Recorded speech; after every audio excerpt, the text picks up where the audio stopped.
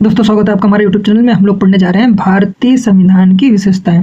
तो भारत की संविधान की जो विशेषताएं हैं, पहली विशेषता यह है कि लिखित एवं विस्तृत संविधान है। तो भारत का संविधान एक विशेष संविधान सभा द्वारा बनाया गया है। ठीक है, भारत का संविधान विश्व का सबसे बड़ा लिखित संविधान है।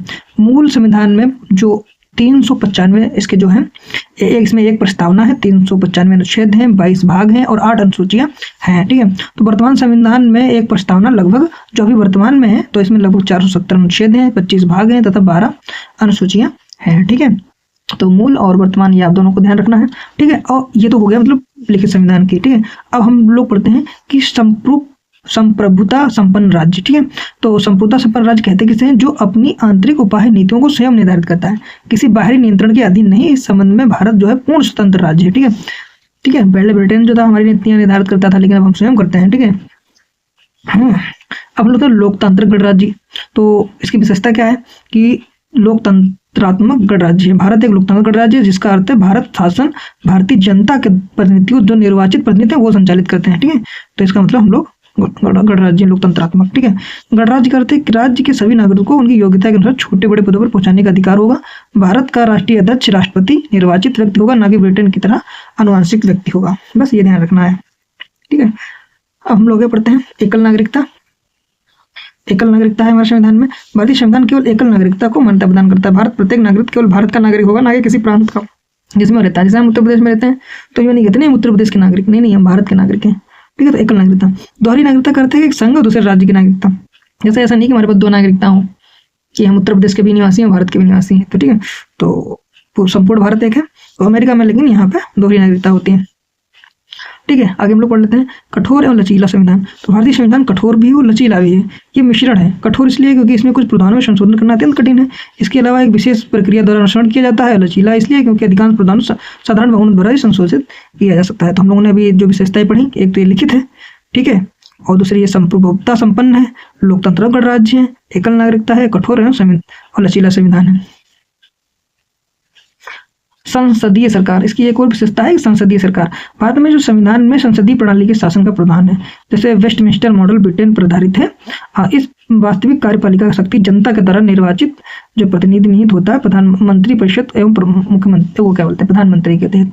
ठीक है, तो ये चीज ध्यान रखिएगा। संसदीय सरकार का मतलब ये होता है कि जैसे लोग अपना प्रतिनिधि चुनकर संसद को भेजते हैं और वही जो होता है मंत्रिपरिषद के द्वारा संपूर्ण कार्य करता है, वही वास्तविक सत्ताधारी होता है। ठीक है, एकीकृत एवं स्वतंत्र न्यायपालिका।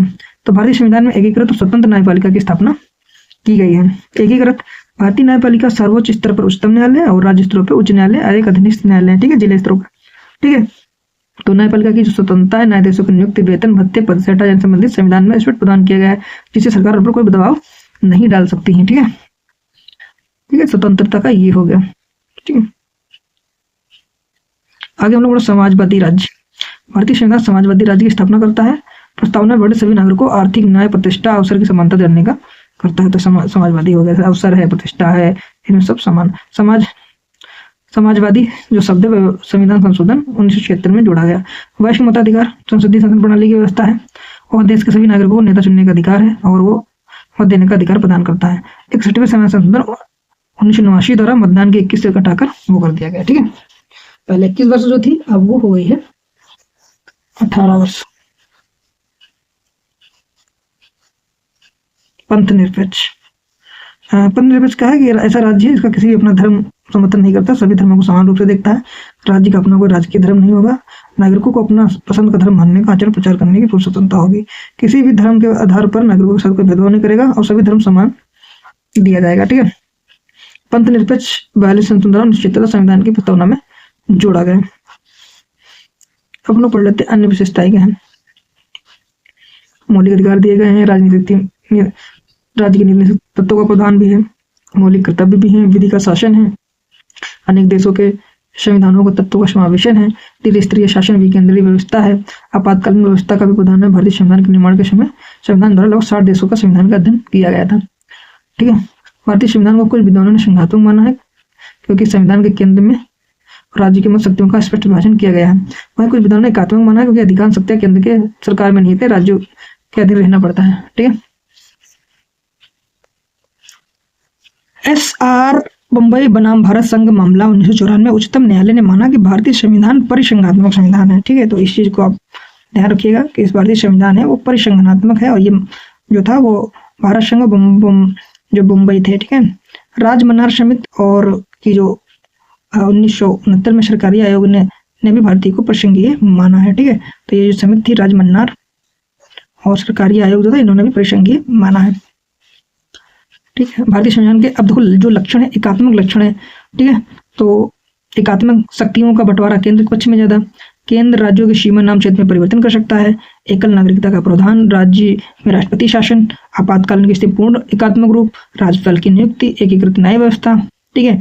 और संविधान संशोधन द्वारा अधिकार केंद्र के पास, और संविधान द्वारा राज्यों को निर्देश देने की शक्ति, अंतरराष्ट्रीय संविधान पालन जो केंद्र सरकार करता है। तो ये जो कुछ ऐसे बिंदु है जिस आधार पर हम लोग कह सकते हैं कि भारतीय संविधान है वो एकात्मक है, ठीक है।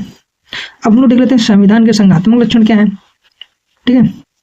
कि एक लिखित संविधान है, ठीक है, स्वतंत्र न्यायपालिका है, संविधान संशोधन की जटिल प्रक्रिया है, ठीक है, संघ और राज्यों के भी शक्तियों का बंटवारा है, केंद्र राज्यों की प्रत्यक्ष सरकारें हैं, संसद में उच्च सदन राज्य की उपस्थिति है, ठीक है। संविधान के संबंध में कुछ कथन है, उनको हम लोग देख लेते हैं।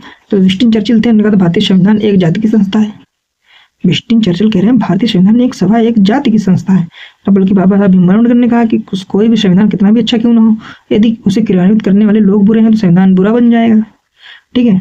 और डी डी बसु ने क्या कहा कि भारतीय संविधान संघात्मक एकदम दोनों का मिश्रण है, ठीक है। और आइवर जोनिंग जो कहना संविधान वकीलों का स्वर्ग है, भारतीय संविधान वकीलों का स्वर्ग है, ठीक है। अगले चैप्टर में हम लोग पढ़ेंगे भारतीय संघ एवं उसके राज्य।